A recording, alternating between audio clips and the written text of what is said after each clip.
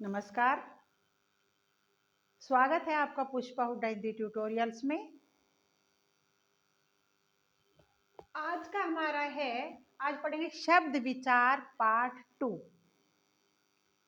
ये शब्द विचार पार्ट 1 बेटा हम कर चुके हैं। उत्पत्ति अथवा स्रोत के आधार पर ये हमारा हो चुका है। आज हम सेकंड टॉपिक लेंगे, पार्ट 2 है ये, शब्दों के वर्गीकरण में। रूढ़ शब्द उत्पत्ति या रचना के आधार पर। ये उत्पत्ति क्या होती है? व्युत्पत्ति, विशेष उत्पत्ति, विशेष शब्द बनाना, है ना। और रचना, विशेष शब्द की रचना करना। तो बेटा उत्पत्ति या रचना के आधार पर है, विशेष उत्पत्ति या रचना करना, उसे कहा जाता है व्युत्पत्ति या रचना के आधार पर। अब देखो, व्युत्पत्ति का अर्थ होता है रचना करना या बनाना। और इस आधार पर शब्दों के 3 भेद होते हैं। एक होता है रूढ़ शब्द। जो रूढ़ शब्द है इसको हम कह देते हैं, रूटीन शब्द आते हैं, रूटीन में जो बोला जाता है उसे कह देते हैं रूढ़ शब्द। और बेटा जो दूसरा होता है वो होता है यौगिक शब्द। यौगिक होते हैं कंबाइंड शब्द। यौगिक योग से बनते हैं, योग मीन्स जोड़ना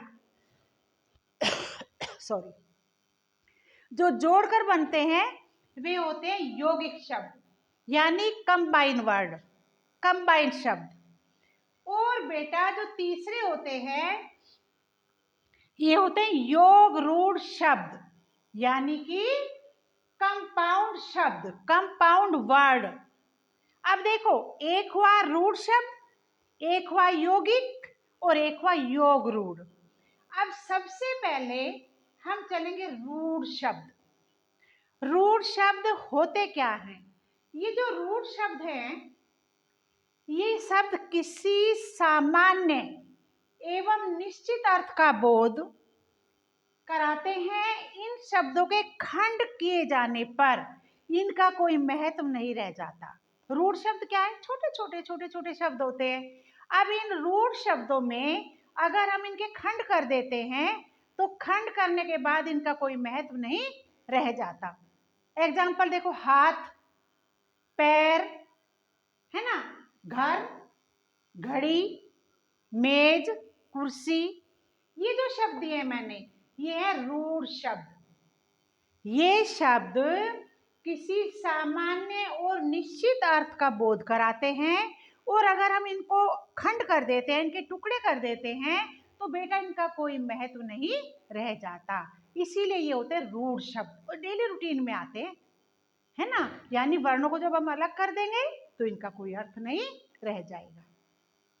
इसी तरह से बेटा दूसरा है यौगिक शब्द, यानी कंबाइन वर्ड। अब इसी से पता चल रहा है योग क्या होता है? जोड़ना। योग शब्द जोड़ना होता है। अब यौगिक शब्द वे होते हैं जो दूसरे शब्दों के मेल से बनते हैं। और बेटा इनकी खास बात क्या होती है कि दोनों शब्द अपने आप में पूर्ण होते हैं। दोनों शब्दों का अपना महत्व होता है। किसमें? यौगिक शब्द में। जो शब्द हम जोड़ेंगे उनका अपना अपना महत्व होता है, अपने आप में वे पूर्ण होते हैं। जैसे कि रसोई घर, अब हमने क्या किया, रसोई शब्द का अपना अलग मीनिंग है और घर का अलग मीनिंग है ना। तो बेटा इसी तरह से यौगिक शब्द वे होते हैं जो दूसरे शब्दों के मेल से बनते हैं और जिनके सार्थक खंड किए जा सकते हैं। लेकिन जैसे विद्या जमा आलय, विद्यालय, अनाथ जमा आलय, अनाथालय। और बेटा रसोई जमा घर, रसोई घर, वायु जमा यान, वायुयान। तो क्या है ये यौगिक शब्द है। ये शब्द जोड़े गए हैं और इनका पूर्ण शब्द बनाया गया है जो अर्थपूर्ण है। ठीक है। इसी तरह से बेटा तीसरा चलेगा योग रूढ़ शब्द। अब देखो इसमें कैसे पता चलता है, ये थोड़ा ध्यान देने की बात है कि योग रूढ़ शब्द, पहले बता रही हूँ कि ये शब्द ऐसे होते हैं कि जो किसी सामान्य अर्थ को ना बता करके विशेष अर्थ प्रकट करते हैं। परिवर्तन ही आ जाता है शब्द में। अब देखो, ऐसे शब्द जो दो या दो से अधिक शब्दों या वाक्यांशों के मेल से बने हो, परंतु सामान्य अर्थ को छोड़कर किसी विशेष अर्थ का बोध प्रकट करते हैं। कैसे? जैसे नीरज है। अब देखो, नीरज जो है ये नीर है, नीर का मतलब होता है जल, और इसमें अगर हमने जा जोड़ दिया, ये वाला जा जोड़ दिया, ये जो जा जोड़ा है इससे बन गया नीर। जा का अर्थ होता है उत्पन्न होना।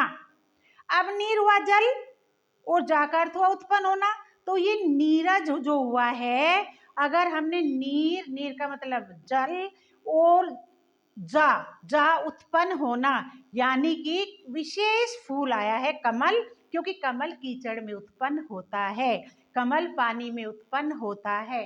इसी तरह से नीरज का अर्थ है कि उत्पन्न होने वाला कमल का फूल है।